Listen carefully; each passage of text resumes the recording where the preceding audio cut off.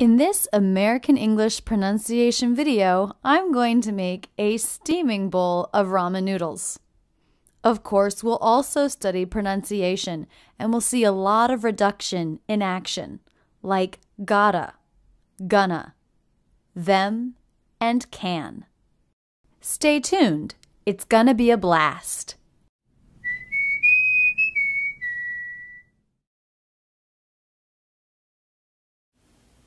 This video is actually not entirely about American English pronunciation. It's by request from my mother. Because when I was with her over Christmas, I was telling her how much I love to make ramen noodles. And she thought that was sort of gross. Did you notice? I made a flap T out of the T in sort of. This is because it comes after an R before a vowel sound. Sort of. We'll want to link the D to the next word, which begins with a vowel, sort of, so it sounds more like one word than two separate units. Sort of. Let's listen again. Sort of gross, sort of gross, sort of gross. Ramen noodles. And she thought that was sort of gross. I assured her it's not gross, not the way I make it. So this video is for her, how I make my ramen noodles. Now, I was also on vacation with my aunt. A-U-N-T. I know that aunt is not the #1 pronunciation for that word. Most people pronounce it aunt. I use aunt. So let's look. Mom, aunt, ramen. They all have that ah vowel. But each one of those words spells the ah vowel differently. Okay, let's get cooking. First, I take the bowl that I'm going to eat my ramen soup in, fill it up. It's got to be kind of big.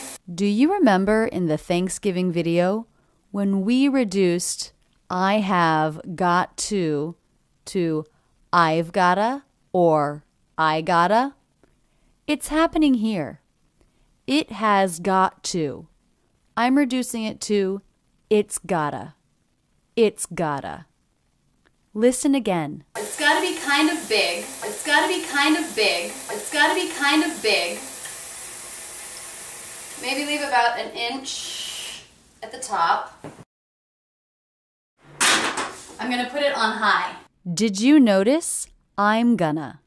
I've reduced I am going to I'm gonna. Of course, use of gonna is very prevalent in everyday spoken American English. I'm gonna. The first syllable has the G consonant, as in butter vowel, a nice clean N, and the second syllable the schwa. The first syllable is stressed, gun, and the second syllable unstressed, Gonna. Gonna. Listen again. I'm gonna put it on high. I'm gonna put it on high. I'm gonna put it on high. Oops. Wrong burner. You'd think I would know by now. Okay, so while that's heating up, let's talk about the vegetable situation. Come over here, camera lady. So I'm going to use mushrooms. I have some frozen green beans and carrots. I love to use bok choy, but I don't have any. I'm going to garnish with a little cilantro. And you know what? I'm remembering that in my freezer, I have some chopped up onions that I already fried one time when I made an absolutely ridiculous amount of fried onions. So I'm actually going to chip off a little bit of that to throw in as well. Okay, so I'm going to chop up my mushrooms. I'm going to try to be careful not to lose any finger parts in the process. I'm not exactly gifted in the kitchen. I have lost finger parts in the past. Don't make them too small. Did you notice I reduced the word them to the schwa M sound? Because in this pronunciation, the word them begins with a vowel, and the word before, make, ends with a K, I'm going to make sure that those two words link and feel like one unit. Make 'em, rather than two separate words. Listen again. Don't make them too small. Don't make them too small. Don't make them too small because we are going to be eating this with chopsticks. It's got to be a grabbable size. Okay, I'm also going to put in a carrot. Carrots, I like to cut them on the diagonal because, again, it makes them bigger. Did you notice? Two more cases where the word them was reduced to I like to cut them on the diagonal. Cut 'em, cut 'em. We're taking the final letter of the word cut.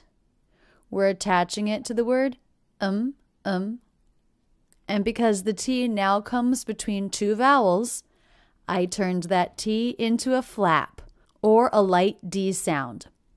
Cut 'em, cut 'em. Also the phrase, it makes 'em bigger. Makes 'em bigger. Again, them reduced to Also, did you notice I reduced the word because to simply 'cause. The K, schwa, Z sound. 'Cause it makes 'em. 'Cause it makes 'em. And, as usual, when you reduce something, you link it to the words that come around it. 'Cause it makes 'em. The Z sound links to the next word, it. Listen to the phrases again. I like to cut them on the diagonal because, again, it makes them bigger, easier to grab with a chopstick. Okay, so then I'm going to use the frozen green beans from Trader Joe's and my frozen onion, which actually, when I made it, I had fried in grease from ground beef. What? She just gave me, camera lady just gave me a face that was like, that's gross. And you know what? It's not gross. It makes it more tasty. Okay. I'm guessing that the water is boiling.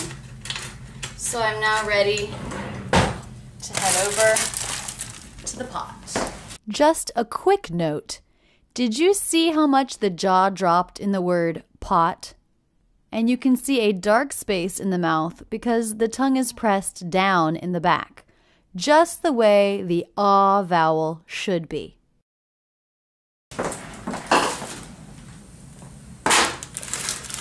It's not boiling.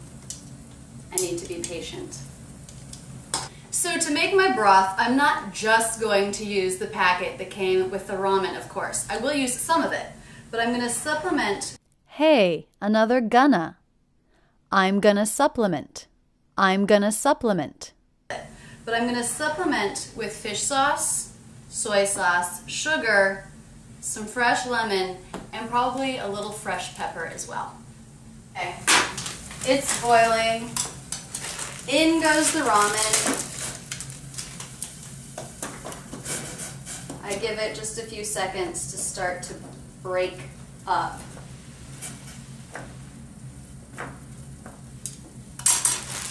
Even though these are frozen, it's okay to throw them right in. Did you notice how quickly I said the word it's? I reduced it by dropping the vowel altogether and detaching the TS sound to the next word. It's okay. It's okay.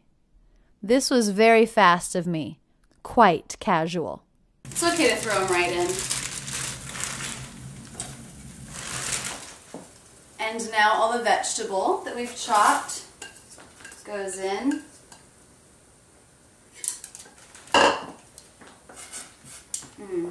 Tasty. Break up the noodles a little bit. Okay, I'm going to put in my sauce ingredients. Little fish sauce. Just a few drops. Little soy sauce. Just a few drops. Little sugar. That wasn't enough. There we go. Where did my ramen packet go? There it is.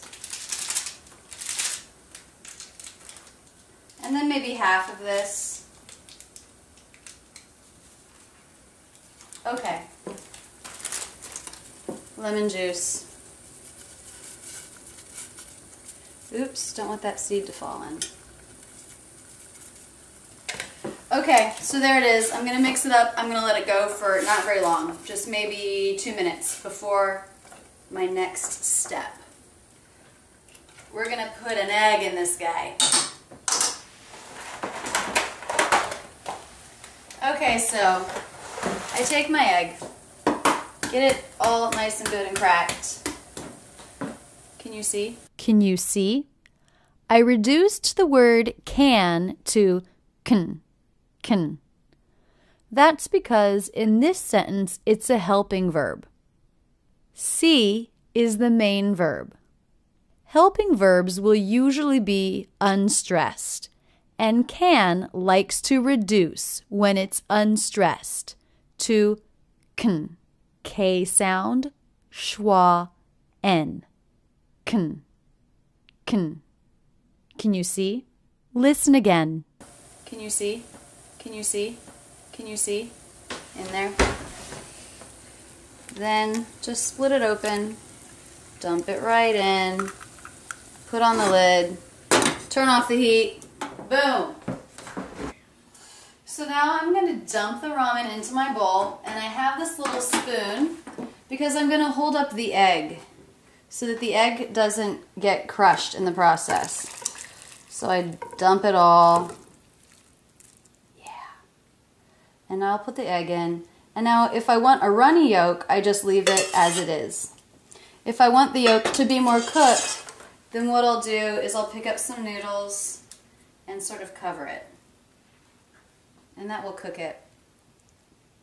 So that maybe when I'm halfway through or towards the end of my bowl of ramen, I have a delicious yolk that's mostly cooked.